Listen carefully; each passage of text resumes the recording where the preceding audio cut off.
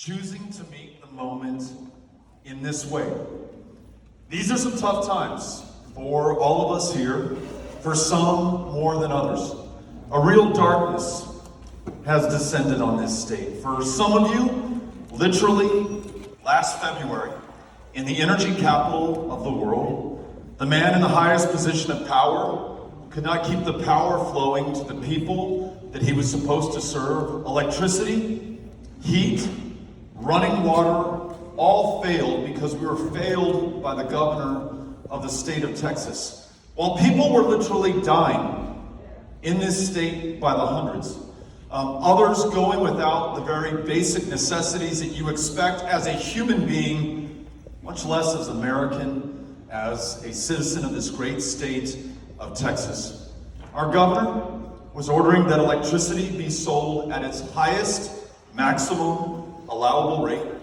Gas soon began to trade at 200 times the level that it had been before the lights went out in Texas. Some utilities took on billions of dollars in debt. Others literally had to declare bankruptcy. And all the while, the governor's biggest campaign contributors were making billions of dollars off of the suffering of our fellow Texans. Literally $11 billion in immoral, and I would argue illegal profits were made over 5 days last February by energy pipeline companies and energy traders across the state of Texas. Some have called this, and I think they're right, the largest transfer of wealth in Texas history. To add insult to injury, the inconvenience, the deaths, people freezing in their own homes in the energy capital of the world. The grid is still not fixed. You and I have been left holding the bag. $45 more per month on our utility bills now going forward. You add that to the $20 billion more that we're paying in property taxes since Greg Abbott took office. His stunt on the U.S.-Mexico border that stopped all trade between our two countries and sent prices at our grocery stores through the roof. He's the largest driver of inflation in this state. And as we endure and suffer the indignities of being attacked by our own governor, attacks on the right to vote, attacks on women being able to make their own decisions about their own body, attacks on members of the LGBTQ community in the state of Texas, attacks on teachers, librarians, counselors, those in public education, to make the education of our kids possible. I just want you to know that I understand that it is tough right now in the state of Texas. But I think we all understand that we are tougher than this moment. In fact, we are more than a match for it. The fact that you are here more than 50 days before this contest is decided on the 8th of November, that you have not succumbed to the temptation to despair or to give up or to submit to this, that you understand that we are so much better and bigger than our current circumstances right now, certainly than the governor of the state of Texas. That fills me with hope. It gives me optimism at a time that I think we all need it and we all deserve it, because it is not just the fact that we're here or that we're planning to vote in this next election. Those two things are incredibly important.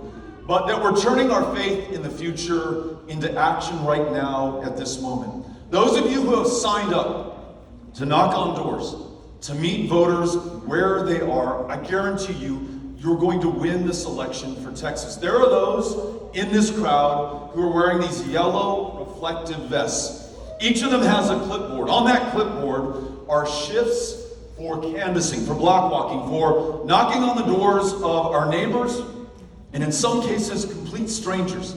The very people who are waiting for you to show up. When asked why more than 7 million of our fellow Texans did not cast a ballot in 2020, though they were eligible to do so. 7 million of our fellow Texans in 2020.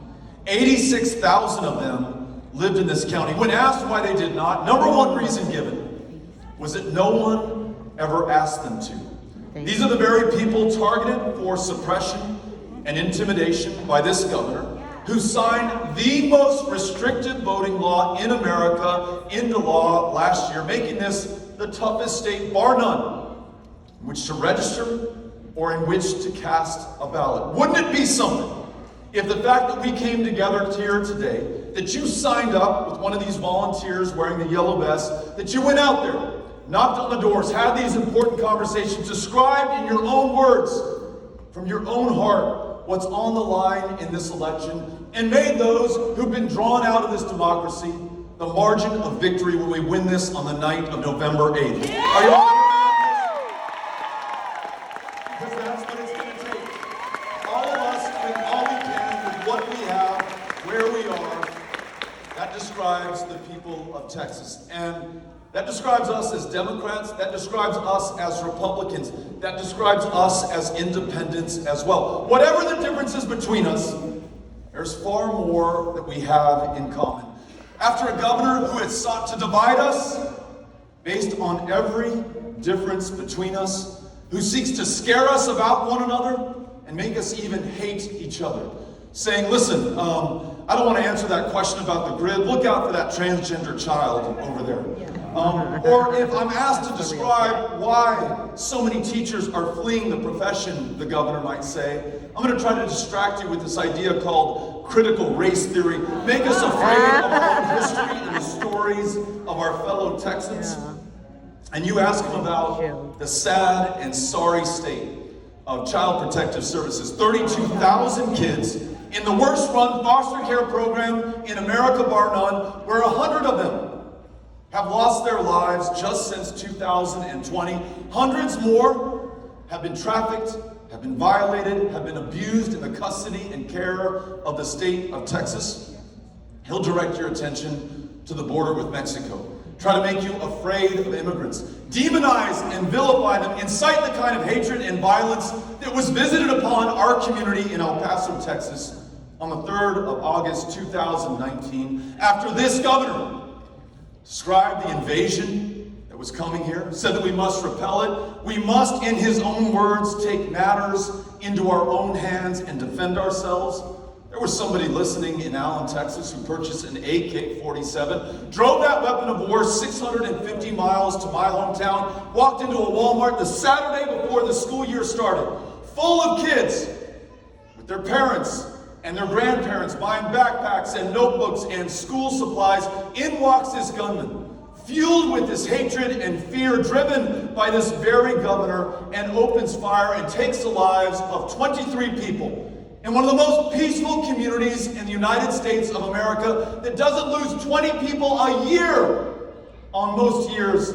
And he told police, I came to kill Mexicans. He told the rest of the world in a manifesto that he posted beforehand, I am here to repel the invasion that I've been warned about.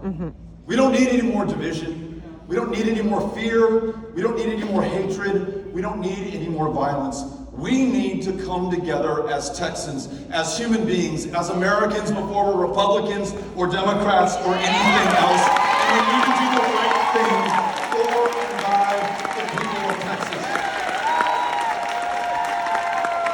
Your action, our victory, will purchase a far better future for our fellow Texans, especially our children, who only get a vote or a voice through the actions that we take. Their eyes are upon us right now, and you know damn well they will be on us in the future, where it is their judgment that we will face, and it is their judgment as the father of 3 kids, a 15, a 14, and 11-year-old, that I fear more than anything else. They know that it's been 16 weeks and a day since 19 children, not unlike them, and their 2 teachers, not unlike the teachers before them in their own classrooms, were taken from us, defenseless against a man who was able to legally purchase not 1, but 2 AR-15s and hundreds of rounds of ammunition for that weapon of war that was originally designed and engineered and sold to the United States military to be able to take down an enemy soldier at 500 yards and to penetrate that soldier's steel helmet and to kill him dead. Those kids defenseless against that weapon of war, but also defenseless against a governor who refuses to lift a finger to prevent tragedies like that from happening in our own communities. 16 weeks and a day And your kids and my kids in these classrooms across Texas, no better protected than they were than the last day of school in Uvalde on May 24th for those children. Here's what we purchase with our victory. We bring the people of this state together through the common ground and the common sense that should be able to define us. We say, listen, to those teachers and administrators and children and parents, we understand that we can do a far better job of protecting your schools. You tell us what you need, we will partner with you and we will be there. To those who are concerned about mental health care issues in the state of Texas and whether there might be a connection to gun violence, listen, I don't know if there's necessarily a connection in that case or any other case, but just in case there is, let us acknowledge that today we are 51st in the nation, behind every other state in the District of Columbia, in the ability to see a mental health care provider. In fact, our largest provider of mental health care services in the state of Texas today is the county jail system. There are those at meetings just like these who rise up and tell me that their brother, their mother, their child will get arrested on purpose because their untreated schizophrenia, bipolar disorder, clinical depression, because they don't have access to Medicaid or private insurance, has driven them to go to the one place where they're guaranteed any kind of care, however insufficient or immoral it might be in this state. And it's not for a lack of resources. We're the 9th largest economy on the planet. A $2 trillion gross domestic product, a $250 billion biannual budget. Now, we have the resources to do the right thing. We've just lacked the political will so far. So let's make sure that at a minimum we expand Medicaid in this state by bringing in $10 billion a year to connect more people to more care, open up more of these closed rural hospitals and clinics, and prioritize access to behavioral and mental health care for our fellow Texans. But if we do all that and fail to heed the leadership of Moms Demand Action, or those students who march for all of our lives, or those young people at the high school in Houston, Texas yesterday, who went through one of the worst things I can imagine for any young person, who were told there was an active shooter on their campus, and what are they supposed to do? Hide under their desks, go into the closet, try to climb out the windows? They know that in Uvalde 16 weeks and 1 day ago, there were 91 state troopers on the other side of an unlocked door for more than 70 minutes. They know that you can fortify those schools, you can invest in mental health care, but unless you're willing to do the right thing about the fact that an 18-year-old can legally walk into a gun store and buy those weapons of war, that we don't have universal background checks, that law enforcement has no ability to intervene before it is too late when someone is threatening to take the lives of those children in those schools or in our workplaces, in our movie theaters, or in our Walmarts for that matter, then it's no longer on Greg Abbott. It becomes every single one of us who's culpable in the outcome. That's why I say, not only must we win, but we must take action on that common ground that I described. I've listened to people across the state of Texas, the biggest cities, the most remote rural communities, gun owners and non-gun owners alike. As governor, here's where I think the common ground and the action is. At a minimum, let us raise the age for purchase of an AR-15 from 18 to 21 years old. We anticipate the argument. They'll say, listen, Beto, criminals don't follow the law. And we concede that. We say, that's right. That's what makes them criminals in the first place. But this young man in Uvalde did not try to get the AR-15 when he was 16 or 17. The law said that he had to be 18. He patiently waited for his 18th birthday. This has been documented. You couple raising the age, which would have purchased us 3 more years in Uvalde for some intervention in that young man's life to stop that needless slaughter that we saw on the 24th of May. You couple that with a red flag law that says, look, if you already have that gun and you're threatening to use it against yourself or somebody else, there has to be some way for law enforcement to intervene. That shooter in Uvalde was setting off such strong signals that his friends called him the school shooter before he ever walked into Robb Elementary and shot a single child or teacher. You know, that shooter that I described who came to El Paso from Allen, Texas, when his AK-47 came in that he'd ordered, his mom called the Allen Police Department and said, Mr. Officer, I have no idea what my son wants with this AK-47. She may also have signaled other signs of distress in his life, but because we don't have a red flag law, they said, I'm sorry, good luck, you're on your own. He then travels to El Paso, Texas, and takes the lives of 23 of our fellow Texans. Or how about a universal background check? Some may say, look, that's why I just bought a firearm yesterday. I go through a background check at the gun store. Well, you're right. But because we don't have a universal background check, you can buy from a private seller, no questions asked. That's exactly what happened in Midland and Odessa a month after the El Paso shooting in 2019. Guy walks into a gun store, tries to buy an AR-15. They won't sell it to him because he can't pass the background check. Good, it works.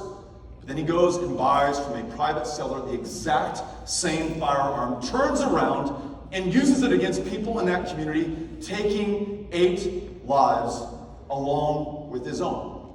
Now we can see that these kind of common sense proposals that have bipartisan Republican and Democratic support won't solve every instance of gun violence. But we must also acknowledge that they would have prevented the massacres that I just described today and allowed us to continue to defend the Second Amendment while better protecting the lives of our fellow Texans. We can get that much done. Are you with me?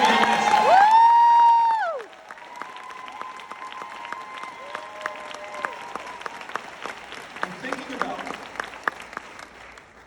those teachers yesterday in Houston, Texas. Those teachers at a similar scare just outside of Austin, Texas. Those teachers that are teaching our 3 kids in the 10th, 9th, and 6th grades in El Paso, Texas. What about the fact that they are sacrificing, they are giving the best years of their lives to our children and to the future of this state? And we now ask them to contemplate giving their very life to stand between that child that they've already served so nobly and that gunman who might very well enter that classroom someday. So many educators have come to me and said, Beto, I've got a plan. I'm a chemistry teacher. We have these big lab tables in my classroom. I think I can hide behind those. They're probably going to stop a bullet. But that teacher will then say, but what about the social studies or English or algebra teacher down the hall? I've talked to parents who tell me that their 9-year-olds have a plan of escape, and they've told their kid, listen, I don't care what that teacher tells you. You're not hiding under a desk. You're not going into the closet. You're going to find whichever one of those windows opens up in that classroom, and you're going to get the hell out of there, and you're going to keep running until you see my face at our front door. What in the hell are we doing to one another right now? Can you imagine what our kids are thinking today? They think that we've accepted this as our status quo, as our future, as our fate, as their fortune in life. And those teachers who we've already asked so much of, let me tell you what they're also up against right now.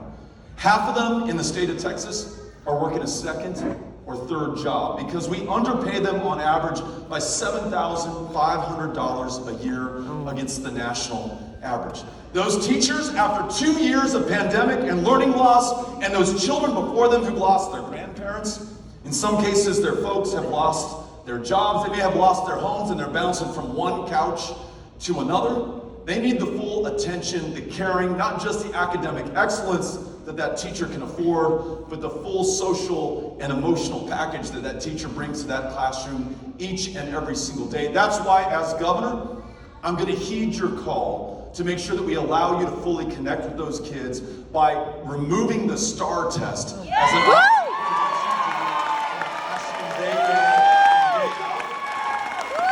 high stakes, high pressure, standardized test is a windfall for the test makers, but it does nothing to help us measure the potential inside that child or the effort expended on that kid's behalf by those educators who made public education possible.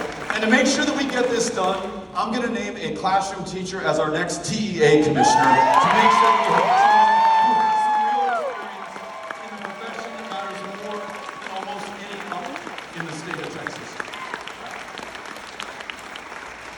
You know, you're going to be hearing a lot from Greg Abbott that is intended to scare you. You know, if you have a record like his, inflation going through the roof on his watch, disaster after disaster, whether it is Uvalde, whether it's the maternal mortality rate that rivals almost any other developed country and is 3 times as deadly for black women, whether it's child protective services that I just described, or teachers leaving the profession by the thousands, I understand, although nothing justifies, the fact that his only tactic left is to try to scare you, to scare all of us about me and this campaign and the people who comprise it, the very folks in this room. One of the things that he's going to talk about is law enforcement and crime. Try to scare you about what will happen if you change horses and choose me or a Democrat or anyone other than Greg Abbott.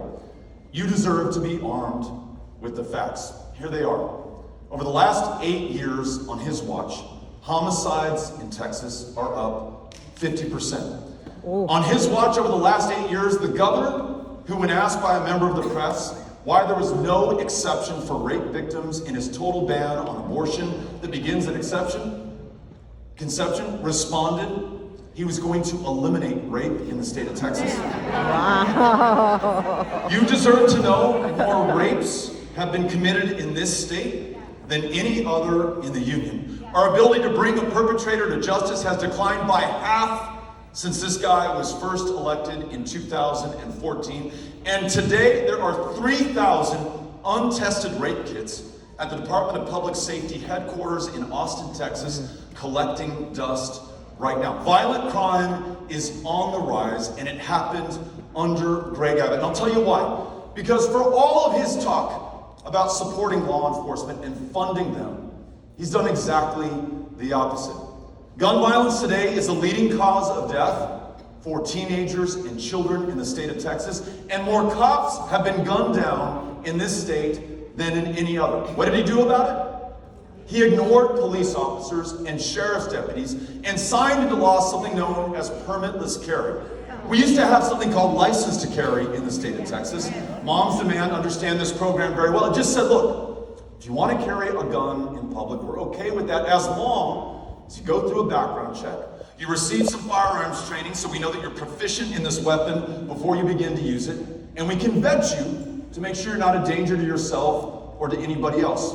Over the last 5 years, law enforcement 38,000 times stopped one of our fellow Texans from carrying a gun in public. In other words, did not issue them that license because they posed too much of a threat to the rest of us. This was a message from law enforcement to Greg Abbott. Turned his back on them, completely ignored them, signed it into law anyhow because he cares more about the NRA and his polling prospects in the Republican presidential primary in 2024 than he does about the lives of our kids or those who put their lives on the line to defend us each and every day. And listen, when he tries to scare you about defund the police, know this. I fully support funding law enforcement, making sure that they have the training necessary and also the accountability that breeds the kind of trust that we need to protect everyone in every single community, regardless of the differences between us. But when you see him or hear him trying to scare us about defunding the police, know this. 7 years ago, when Greg Abbott was governor of the state of Texas, the Uvalde Police Department said, we need some funding. Our radios don't work. In fact, we might be inside of a building and they'll no longer operate. We won't be able to get messages from 911 dispatch or from officers who are outside of the building. 6 years ago, the same request. 5 years ago, the same request. 4, 3, 2, 1. May 24th, 2022. Those Uvalde police officers were inside of Robb Elementary. Those radios never arrived because the funding from Greg Abbott never came through and they didn't work. I want you to understand that the number one priority that we have for one another, that I will have as your governor, is to keep you safe and secure. The number one failure on Greg Abbott's watch is the fact that he's been unable to do that. For those kids in Uvalde, for those folks in that Walmart in El Paso, Texas, for the victims of violent crime, homicide, and rape across the state of Texas, Greg Abbott has failed us. We must defeat him, and we must come through for one another. Por el último, last one. I want to acknowledge that the attacks from our governor against our fellow Texans do not fall to us all equally. If you're black, if you're brown, if you're young, if you're a Texan living with a disability in this state, there is a target on your back when it comes to the right to vote. I mentioned earlier, not only is this the toughest state in the nation in which to register or cast a ballot, but we've had 750 polling place closures, twice the number of the next closest state. Most of those closures in the fastest growing black and brown neighborhoods. On election day, I predict this because I've seen it every other election day over the last few election cycles. We will see images beamed from outside of Texas Southern University. Voters in lines 6 hours deep trying to cast a ballot. Now, is it just that people who live near TSU are that excited to vote? Or is it because so many polling place closures have occurred in that predominantly African American neighborhood? And the governor knows cynically full well that while some will endure that indignity for those 6 hours on election day, there are too many others, because of the jobs that they're working, the parents they're taking care of, the kids that they're raising, or just the fact that I don't blame them. They say, to hell with this. I'm not waiting 6 hours in my own democracy in order to cast a ballot. It is intended to depress the turnout and the political power of some, to elevate the turnout and political power of others. Combined with the racial gerrymander of this state, you are drawn in or drawn out based on your ethnicity or your race from your ability to choose your next representative or governor in this state. You understand the attack that we are up against. I just want you to know that I hear you, I see you, and I'm going to fight for you when we win. After we've contacted those voters who've been the targets of suppression and intimidation, not only will we restore online voter registration and have automatic and same-day voter registration, we are also going to replace Confederate Heroes Day as a state holiday with Election Day as a state holiday.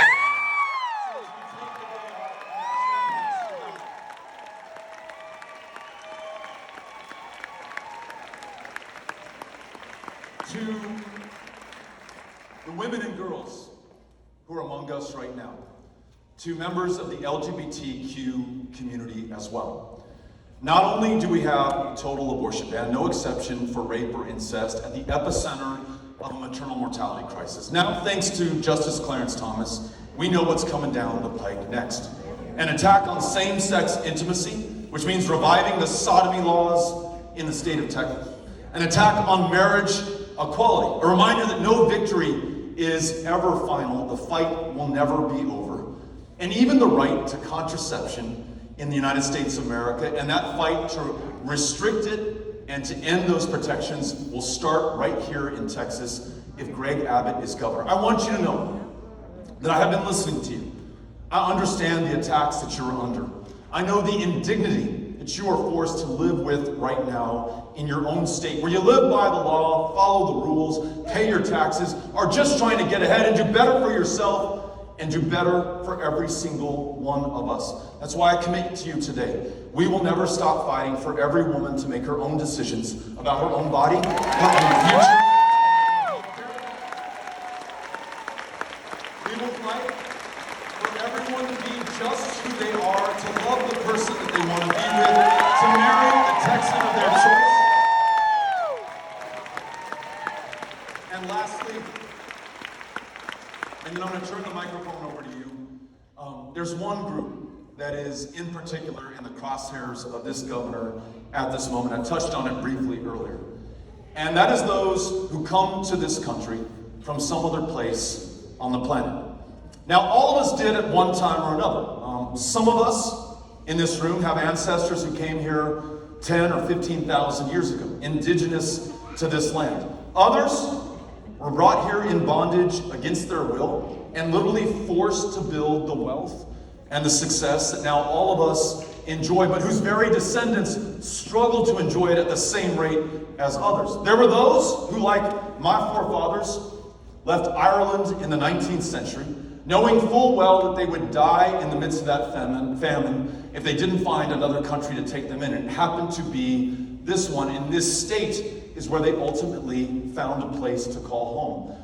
Those who are coming here today from Haiti, from El Salvador, from Honduras, from Guatemala, from Ukraine, from so many other countries around the world are part of this same tradition that has made us great to begin with, that is the answer to why we are so successful, so strong, and yes, I would argue, so safe. But today, more than 30 years since we last had a comprehensive rewrite of our immigration laws. Ronald Reagan was the president the last time that this happened. We failed to find the safe, legal, orderly path for those who want to come here to work, who want to come here to join family, or who want to come here to seek asylum, because just like the O'Rourke's more than 100 years ago, to go back to their home country will mean certain death for them and their kids. As the governor seeks to vilify them, I want us to use our uniquely human capacity to empathize with them. I want you to think for just a moment about those 53 human beings they found dead in the back of that trailer in San Antonio, Texas this year. And I want you to think about what it would take for you to climb in the back of that trailer, just like those people did. And I want you to think about what it would require from you to reach down once you're in the trailer and grab hold of the hand of your 11-year-old son or daughter and bring them up with you. You don't do this for kicks. You don't do it to steal anybody's job or take their place in society. You probably only do this if there's no other option but to do this today.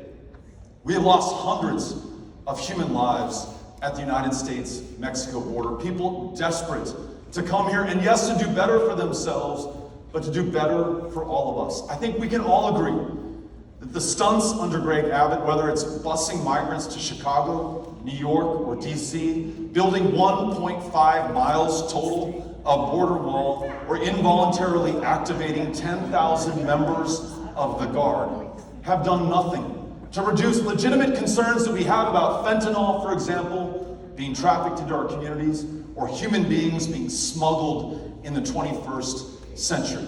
So this is what I